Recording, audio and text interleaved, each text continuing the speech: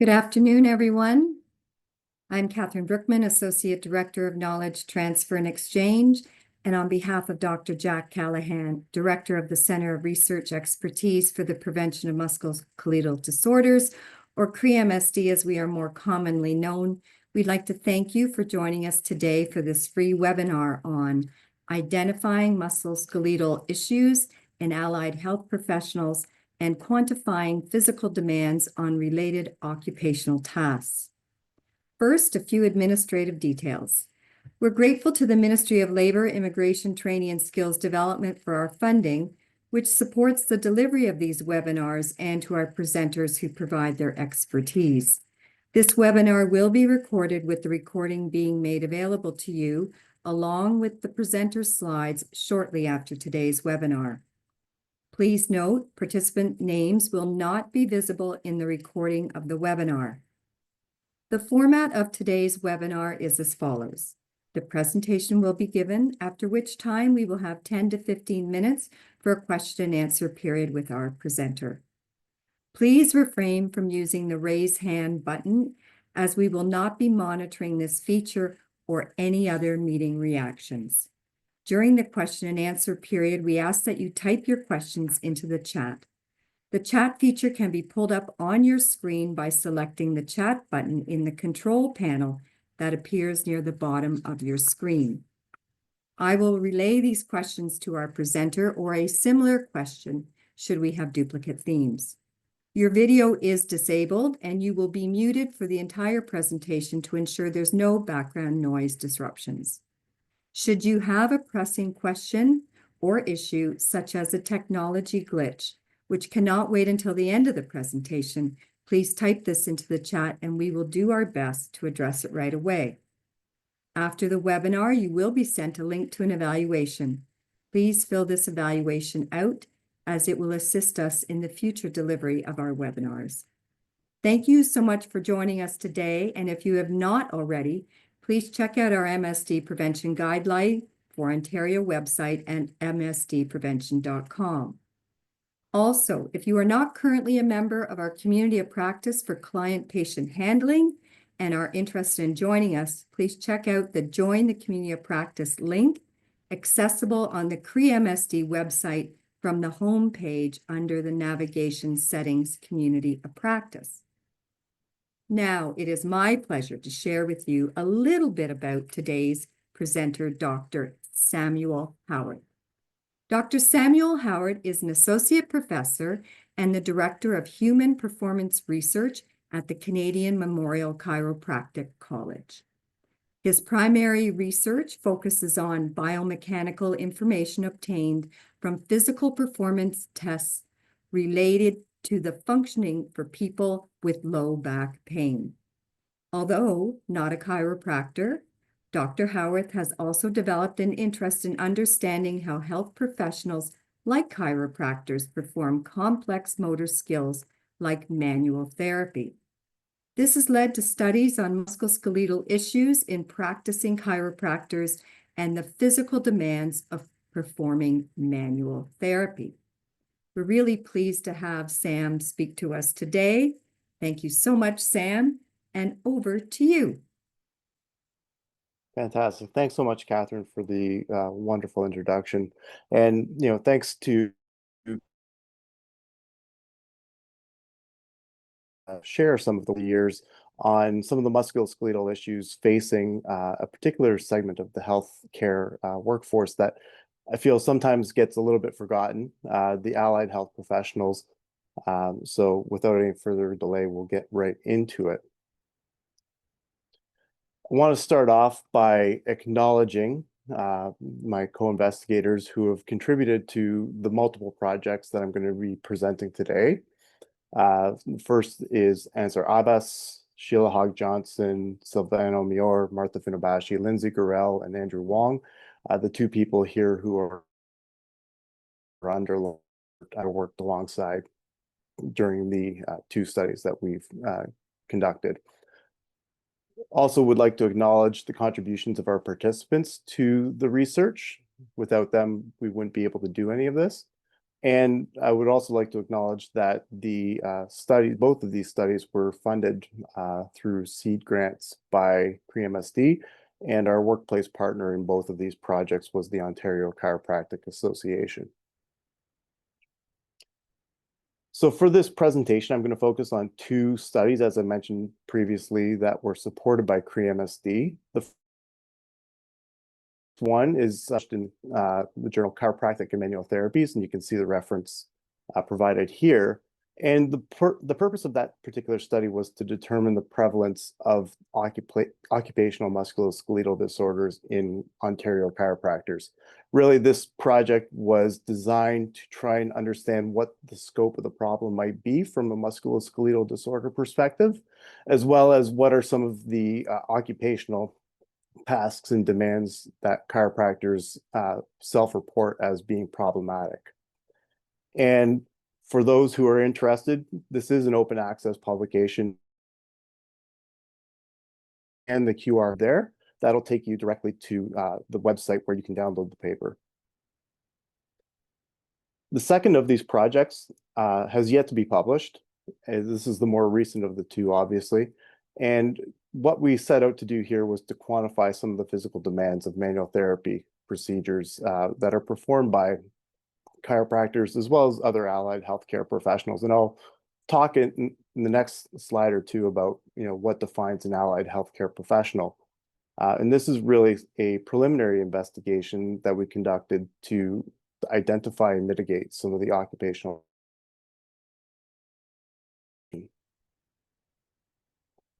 So as I mentioned, an allied health professional really is kind of a definition by exclusion.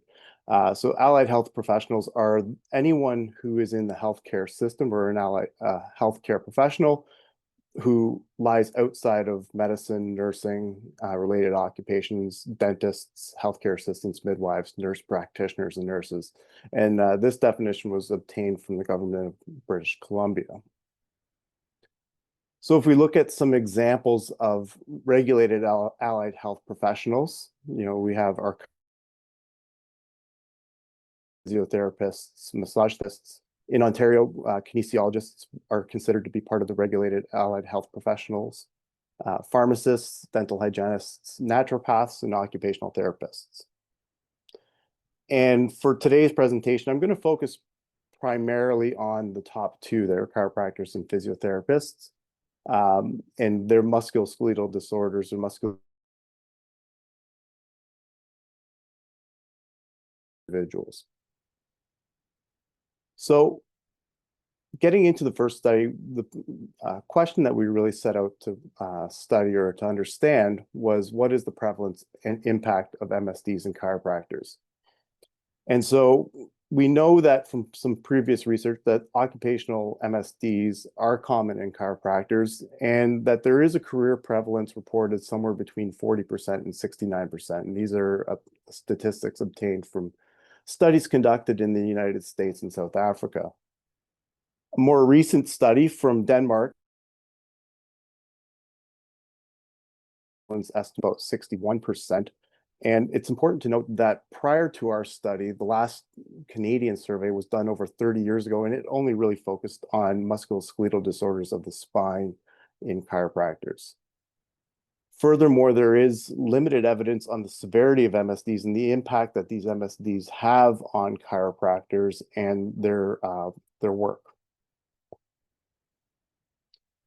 So as I mentioned, the purpose of the study was to determine the one-year prevalence of occupationally related musculoskeletal disorders, the bodily distribution, and the practice-related changes in the province of Ontario.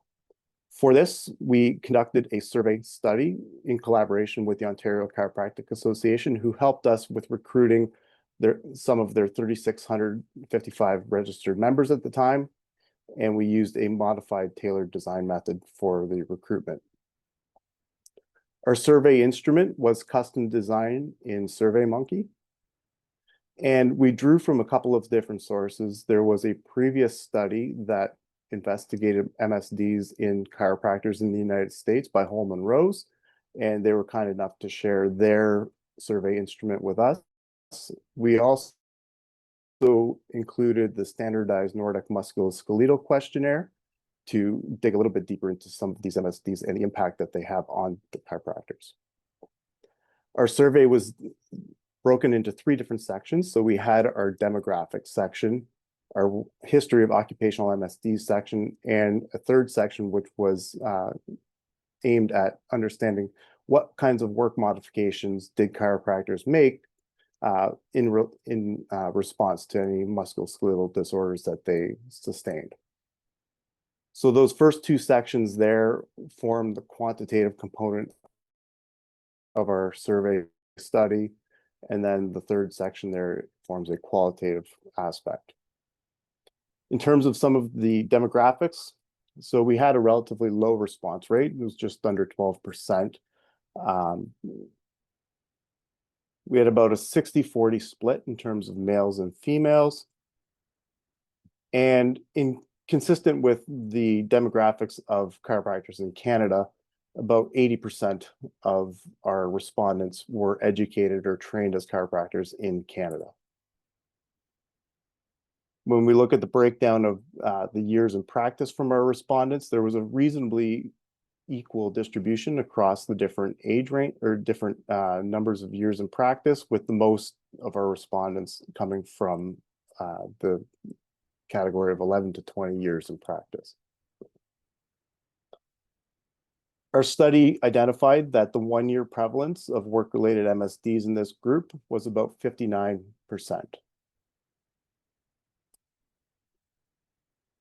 If we look at the prevalence of MSDs by the years of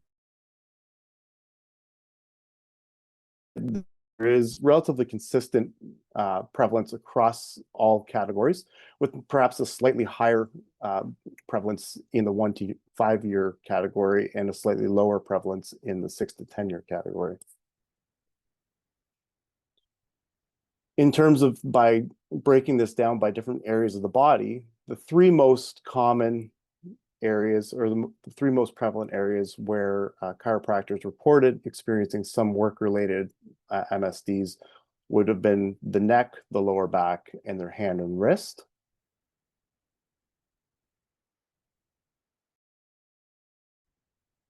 And the activities that the chiropractors reported as being particularly problematic for them were broken. The top 2 at least were maintaining a posture and positioning and performing manipulation on a patient. If we look at the maintaining posture, about 36% of the reported neck issues were attributed to maintaining posture. 39% of the mid-back or thoracic issues were attributed to maintaining a posture.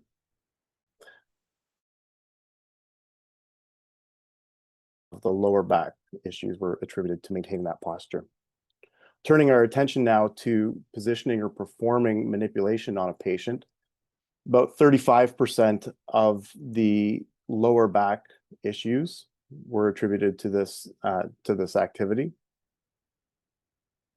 59% of shoulder issues were attributed to performing manipulation.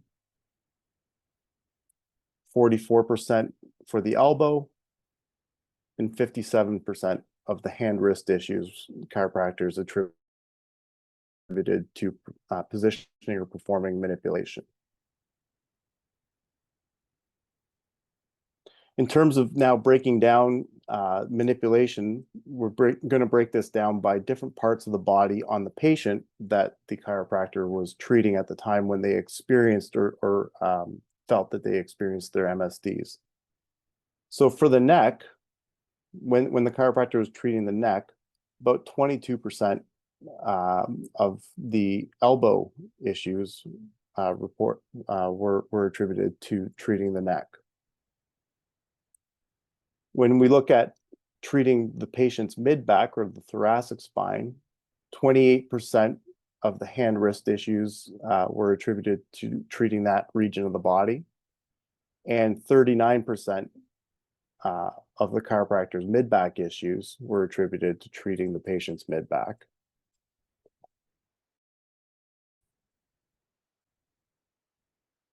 looking at the or chiropractor treating the low back, about 66% of the issues or the neck issues were related to treating the low back.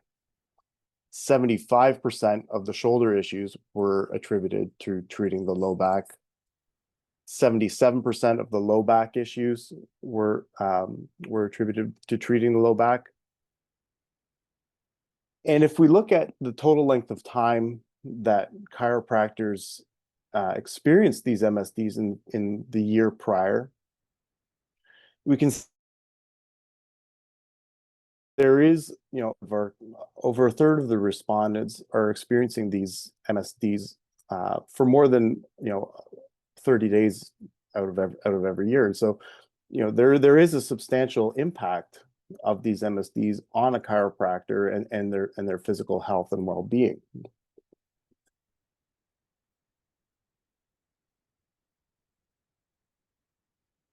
Now, if we look at what happens or what chiropractors do in response to experiencing these MSDs, perhaps not surprisingly, because they are often in private practice by themselves,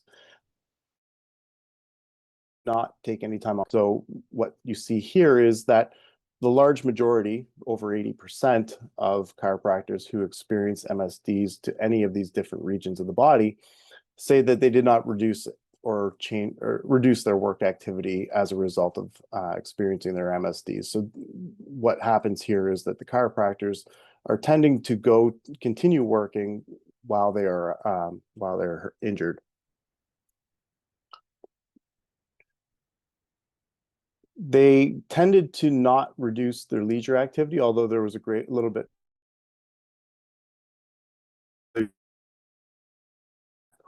where leisure activities were affected by their work-related MSDs. And perhaps not surprisingly, the chiropractors tended to seek medical help for things like lower back pain, upper back issues, neck issues, as well as shoulder issues. So these are the kinds of things that a chiropractor would commonly see in their own practice.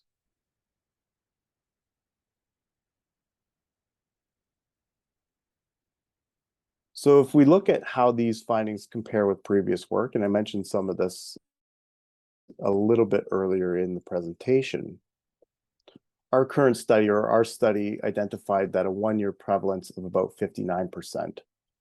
When we look across the literature, we see that Muir and Diakow identified an overall prevalence of about 87%. But again, that was focused on spine-related or back pain.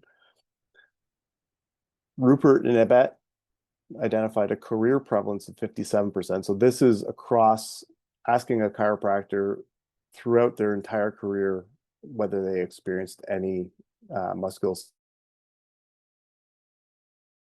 Holman Rose identified a 40.1% or a 40% career prevalence. Probably the closest study to us was this study conducted by Hansen and colleagues in Denmark, and they identified a 1-year prevalence of 61%. And then lastly, there was a study in 2019 conducted by Lamprecht and colleagues where they identified or quantified a 69% career prevalence for chiropractors, keeping in mind that these are any MSK issues that chiropractor experienced. Consistent across all of these studies, including our own, was that performing the act of spinal manipulation was commonly attributed as an occupational activity that contributed to a chiropractor's back and upper extremity disorders. And in particular, these studies identified, as well as ours, that treating a patient's lower back was particularly problematic. We also identified, and other studies identified, that there seems to be a little bit of a higher prevalence, particularly in those first 5 years of practice. And it's still undetermined as to exactly why that would be the case, which perhaps warrants a little bit further research.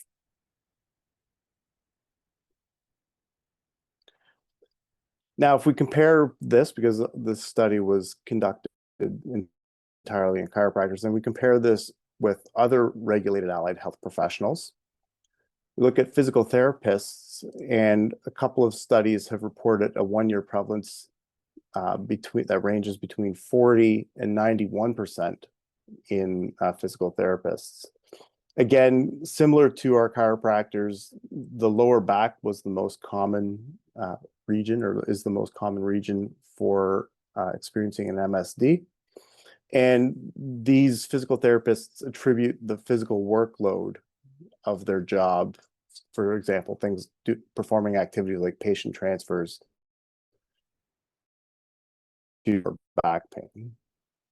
If we look at massage therapists, this information comes from a study on the 1-year prevalence of MSDs in massage therapists. I know that there was a more recent study on massage therapists looking at career prevalence in Canadian massage therapists, but I chose to focus here on the massage therapists and the 1-year prevalence, because that was the most consistent, or most congruent with what we studied in our project. And so the massage of 71%, with the finger and thumb, not surprisingly, being the most common area of the body where they reported experiencing MSDs. So there were a few limitations with this particular study. I mentioned earlier on that we had a very low response rate. And so this becomes a bit of an issue when we're trying to think of the actual prevalence number and what the other almost 88% of our of the chiropractors who did not had similar prevalence of MSDs or not. The other thing is that not all chiropractors in Ontario are members of the Ontario Chiropractic Association, but we felt that we had a reasonable pool of chiropractors to draw from. The other thing is that in our survey, there were other forms of manual therapy that were not represented in the activities. So some of the examples here are myofascial release and other soft tissue techniques.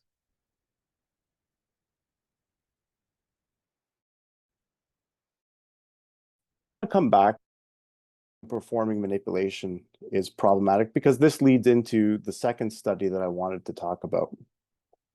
So if we just quickly recap, about 35% of the low back issues that were reported for positioning and or that 35% of the low back issues reported for the study were attributed to this activity of positioning and performing manipulation on a patient. 59% of the shoulder issues were attributed to this activity, 44% of the elbow issues, and also 57% of the hand-wrist issues. So this activity of positioning and performing manipulation is particularly problematic for practicing chiropractors and any allied health professional, for that matter, who would engage in performing manual therapies like manipulation or even mobilizations. It's important to also note that a chiropractor may actually perform manipulation 30 to 40 times of the low back itself, 30 to 40 times in a given day. So if you think about the cumulative exposure that adds up over the days, weeks, months, years, it can be rather significant. Now, our respondents to our survey project also identified that treating a patient's lower back is problematic. And this is also consistent with the previous work. And we see here that 75% of the shoulder issues in when treating when performing manipulation are attributed to treating somebody's low back, 77% of the lower back issues, 41%, and 33% of the hand wrist issues were attributed to treating the lower back of a patient. So this really made us focus in on, or got us thinking about, what is it about treating the lower back of a patient, and why is this particularly problematic from an occupational MSD standpoint? So I have a video here taken from a couple of different angles of what a sideline spinal manipulation looks like. So this is a therapist who is treating the low back of the patient who's laying on the table. And before I play the video, I would like to orient you just to a couple of things here in the video that you're going to see. So what you're going to see here is the clinician, or the chiropractor, is going to set up the patient first. So he's going to maneuver the patient around on the table, get them set and ready before actually delivering the manipulation. His left hand is going to be positioned somewhere around the patient's shoulder, the patient's left shoulder. And that hand is try and stabilize the upper body of the patient and keep them from rolling off the table. The right hand of the clinician is going to be positioned in the lower back with their forearm contacting the pelvis. And so I'm going to play the video here for you right now. Just bear with me 1 second.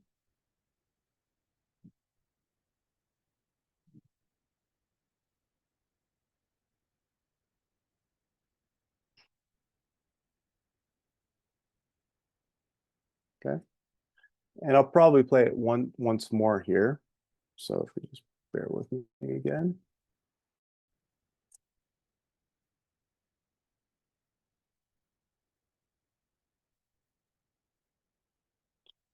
So what you've seen here is a lumbar manipulation performed to a patient in a sideline position. The manipulation is broken into two components. The set is what we would call a high velocity, low amplitude impulse. And that's when you see the chiropractor kind of rapidly moving their body downwards and applying a force with both of their hands.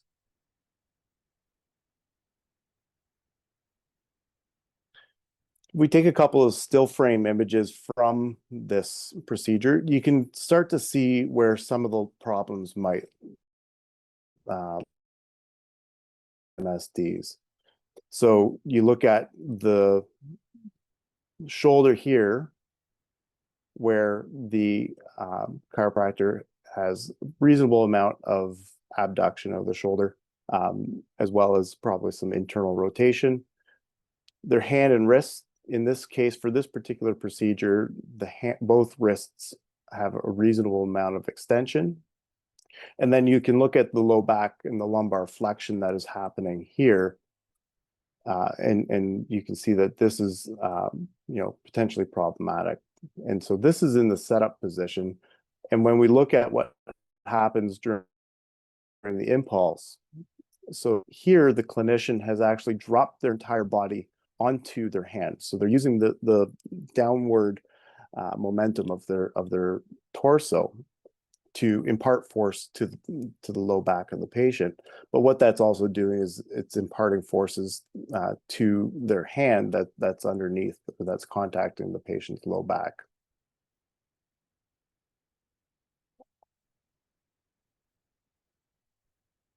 So the purpose of this particular study was to explore some of the different biomechanical strategies and the demands of performing this act of spinal manipulation to the low back of someone who is in a sideline position. And we had a sub-question, or a secondary question, embedded in this study that was related to the different sizes of the patient or the recipient who was on the table, and how that might impact the different biomechanical strategies and physical demands of the chiropractor. In terms of our protocol, so we have considered as providers were third and fourth year chiropractic students. So these are not licensed clinicians, which is why we've adopted the terminology providers and recipients, because the people who are on the table were not patients. We excluded anybody who had a MSD or musculoskeletal disorder that would prevent them from performing the manipulation in the way that they normally would. And so each participant performed a total of 3 side-lying lumbar spinal manipulations to each of 2 recipients. One was a recipient, and you can see some of the anthropometric characteristics of the small recipient here, being that they were about 1.6 meters tall and 43 kilos. And a second recipient who was much larger at 1.94 meters tall and about 114 kilograms. So we intentionally selected the recipients to represent opposite ends of the spectrum in terms of patient or the anthropometrics of whoever would be treated.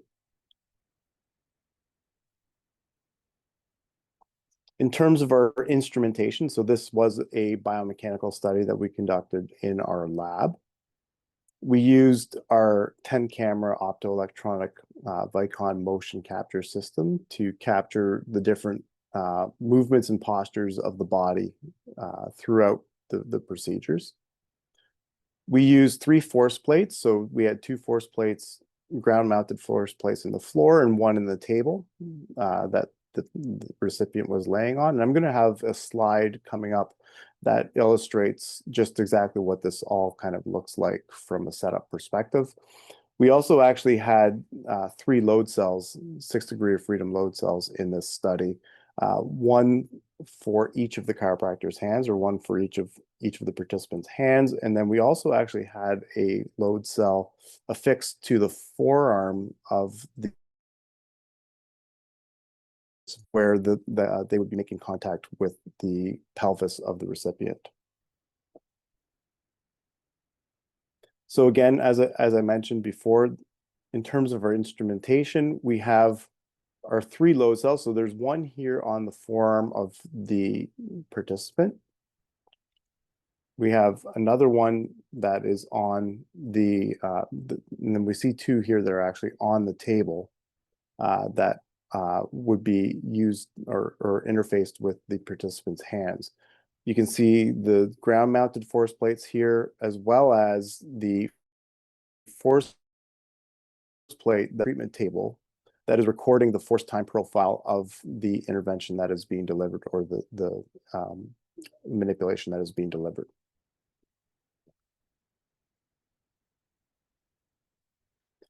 So when we put it all together and we look at it from a setup perspective as well as from a data analysis perspective, we have all of our kinematic instrumentation here on our participant. We have our load cell that the participant is interfaced with the recipient's lower back. We have another load cell here that is interfaced upper body. And what you can't see here is the load cell that is pretty much underneath this cluster of markers on the forearm, but on the other side of the forearm, interfaced with the participant's pelvis. And so we take all of this information and we put it into Visual 3D, which is our biomechanical data processing software, to then construct our models of each participant and extract our joint kinematics, or our biomechanical information. In terms of demographics for this particular study, so we collected data from 25 of the students at CMCC here. Again, these were 3rd and 4th year students. About 68% of our participants, or 17 of them, were female.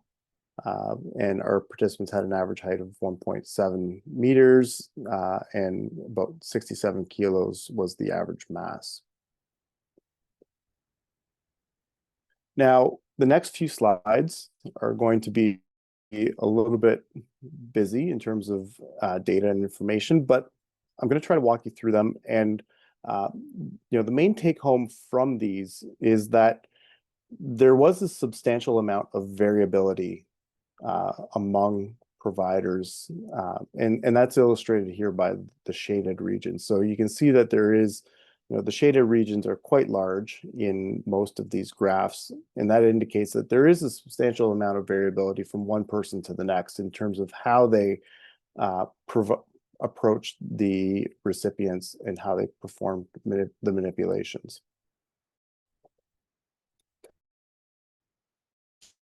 The dashed lines indicate when the peak force or the peak applied force occurred during the procedure. And so at the end of this, I'm going to illustrate some postures that the participants achieved, or the average posture the participants achieved at around this time of the peak impulse force. Here we have the kinematic information for our shoulders. So we have both the dominant and the non-dominant shoulders illustrated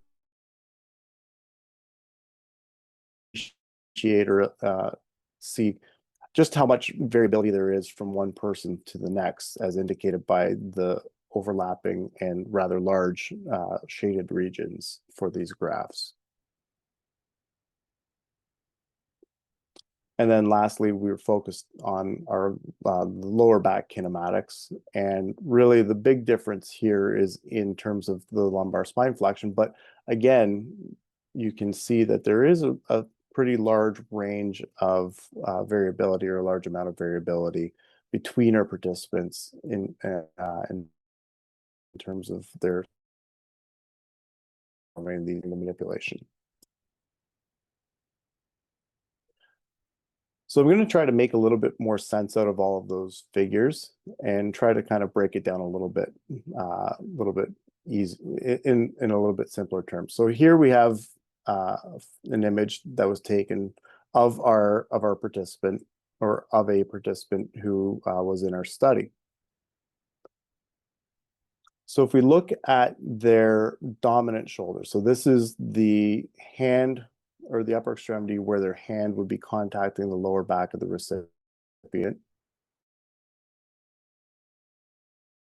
Or average posture of that shoulder at the point of peak force is about 1 degree of flexion, so pretty much neutral.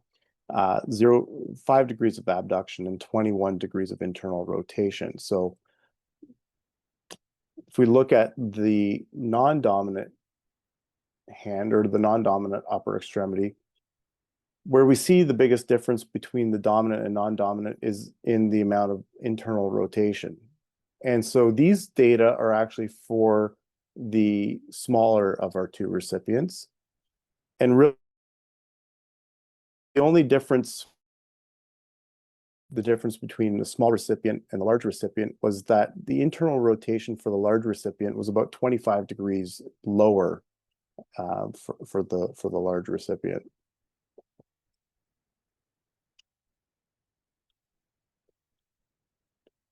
Now, if we look at our hand and wrist, so the wrist for the non-dominant upper extremity, flexion is pretty much 0 degrees, so it's fairly neutral.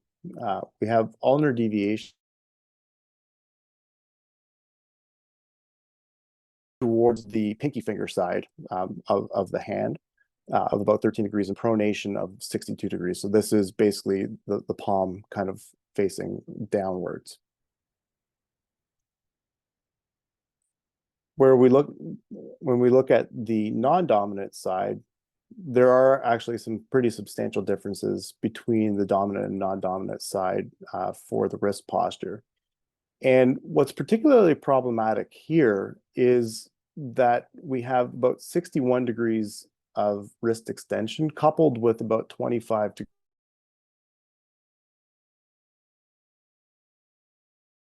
towards the thumb side of the hand. And when we look at published values in terms of what a range of motion for the wrist in both flexion, extension, or ulnar and radial deviation, these values here of extension and radial deviation are approaching the ranges of motion, or the maximum ranges of motion. So the participants in our study are actually putting their non-dominant wrist, or positioning their non-dominant wrist pretty close to the end range of motion, both in extension and in this radial deviation, which could be. What's even worse is that when we look at the larger recipient, there's about an 11-degree increase in the amount of extension that's required, that the participants demonstrated at peak force when treating the larger recipient. And I'll apologize actually for the font color here, but in terms of the low back, we had about 28 degrees of spine flexion and really minimal lateral bending or twisting that was happening here. These values are all for treating or the manipulations that were performed on the smaller of the two recipients. And when we look at what happens with the large recipient, perhaps not surprisingly, we see actually about a 7-degree decrease when performing the manipulations on the larger recipient. So I wanted to come back to our survey study and finish off with talking about, what are some of the things that the chiropractors said that they were able to do or that they had done to, either change or changes that their injuries. And so when we looked at their qualitative responses, we were able to break them into two separate themes. One being physical factors as well, and then the second being practice-related factors. So for the practice-related factors, we broke those down a little bit further into 3 different sub-themes. And so these are categorized as work-related, administrative, and time-related. So the chiropractor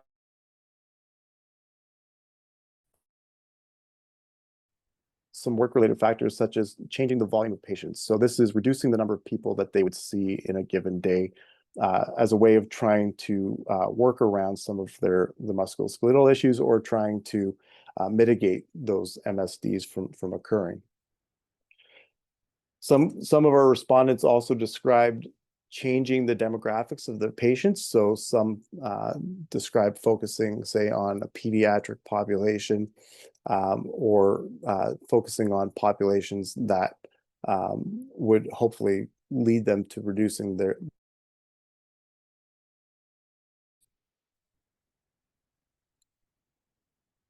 some described in making some administrative changes, such as hiring an associate. So this would be hiring another person to perform some of the more physically demanding tasks, such as the manipulations, and also hiring an office manager to handle some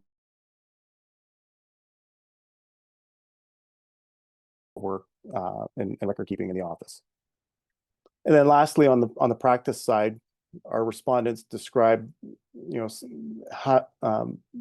time-related factors or scheduling related factors. So, making sure that they had sufficient breaks throughout the day, as well as focusing on balancing out work versus leisure activities as a way of trying to mitigate their exposure to MSDs. Lastly, on the physical side, these were further broken down as well into 3 different categories: personal factors, technique factors, and tools. So on the personal factors, the chiropractors or our respondents described that they would pay more attention to their own health and their injuries, and make changes to other aspects of their practice, or their how they physically approach their practice in response to their MSDs.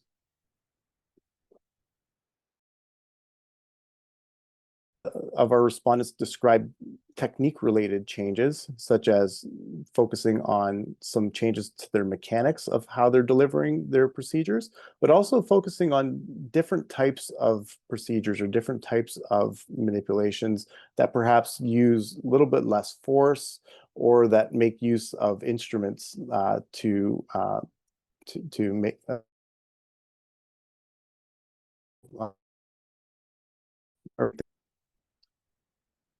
and then the last category here were tools. And so from a furniture standpoint, the respondents described, different office related furniture like standing desks or looking at different types of stools. And then also some features of the table. So having a table with a hydraulic lift so that you could change the height of it depending on the patient so that you could actually match where the patient's body was to your own body to make things.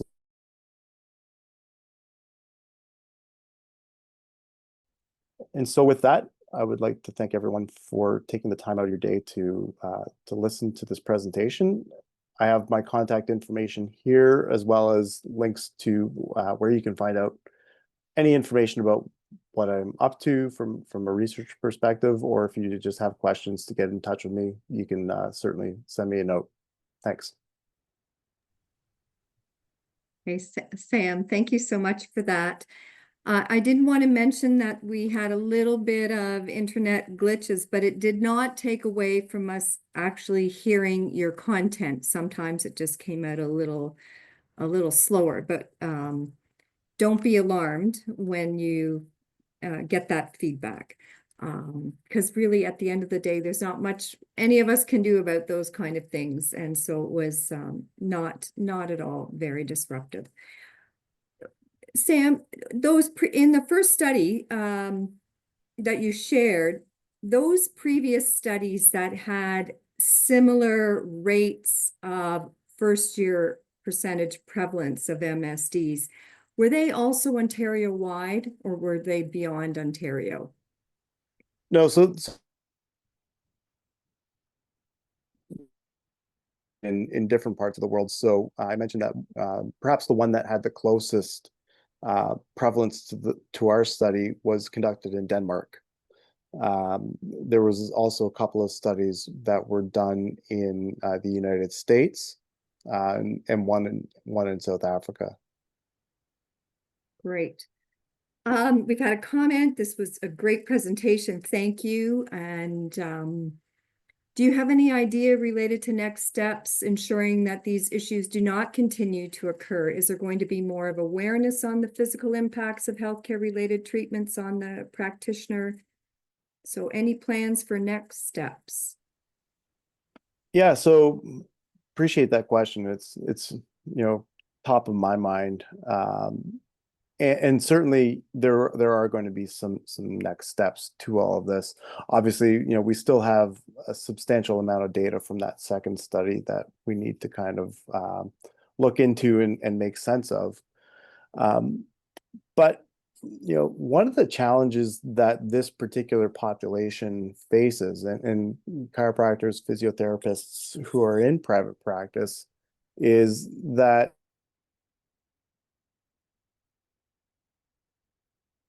often are operating kind of their own small business.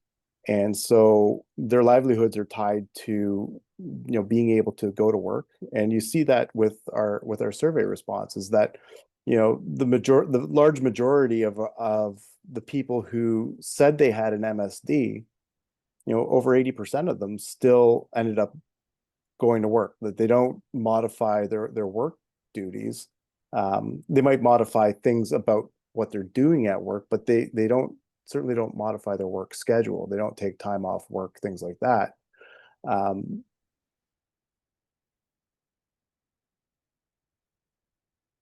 Go to work, not feeling 100%.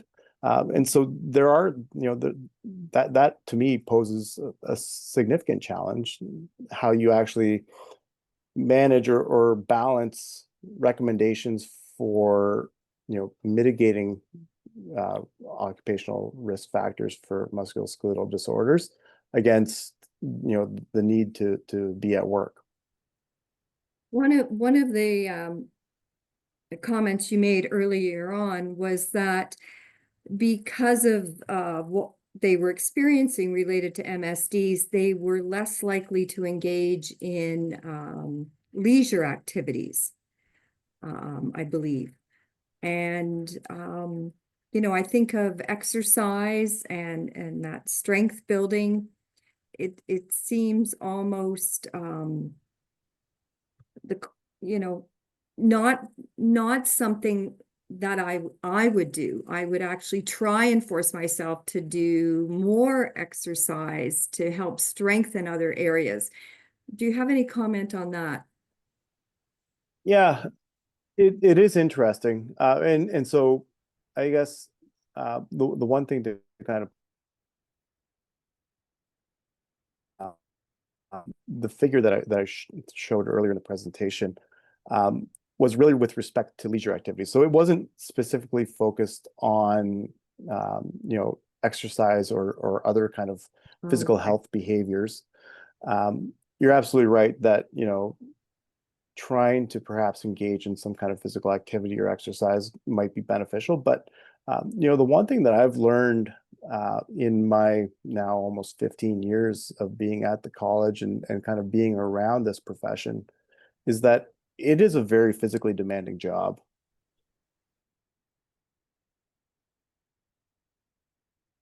Maybe a little bit a little bit you know it wasn't something that I expected to find that it was quite as physically demanding as it is. And so if you think about other physically demanding occupations and whether or not those individuals would be up for engaging in things like physical activity and exercise at the end of their day, you know they're not typically that interested in that. Mhm. Just a person is a little bit fatigued or a little bit tired by the end of the day, and so they're not willing to engage in those kinds of physical health behaviors. Yeah, it'd be very interesting to look at some of the strategies other healthcare related, or I'm thinking of early responders, how they mitigate some of these challenges and learning from other areas. By the way, just so you know that some of the practicalities of how your second study showed what people are doing to mitigate things. Someone said, I'm going to change my practice. So right away, there's been a positive response to how they're looking at their own business and some things that they can do differently. Is there any research for allied health for home care reach, where physical therapists who do home visits and they experience MSDs? Did that come across at all in your Yeah, so literature? that's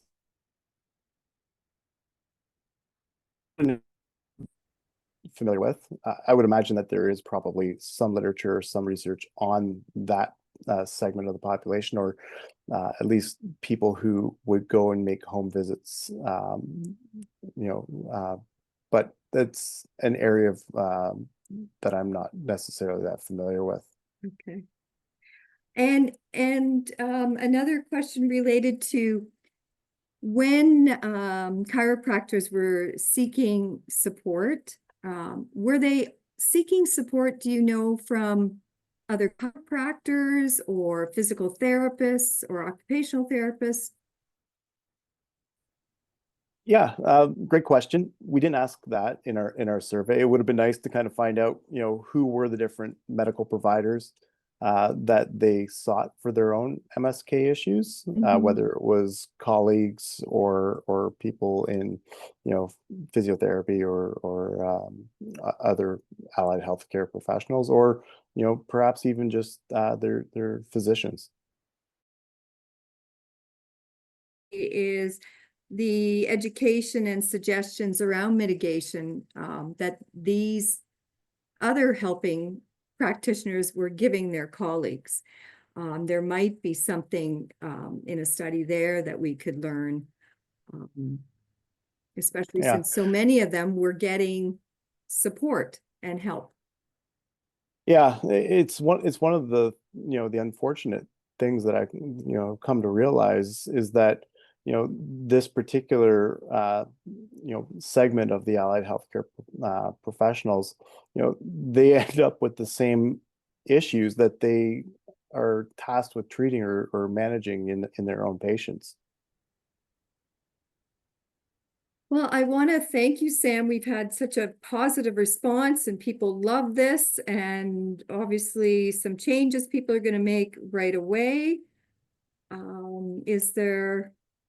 No, I just would like to thank, CRE-MSD for supporting our work and for inviting me to present here today. If anyone does have any follow-up questions or if they want to get in contact with me, my email address is there on the slide. And yeah, no, really, thank you very much. Well, thank you very much. And for all of you who joined us today, we do have rapid response grants available, which means if there's something you've learned here today and something you want to try out, we can hook you up with a researcher like Sam or some of his colleagues to look at a future study and building on what we've learned today. So thank you. Thank you all for joining us. And again, thank you so much, Sam. Great presentation. Thanks.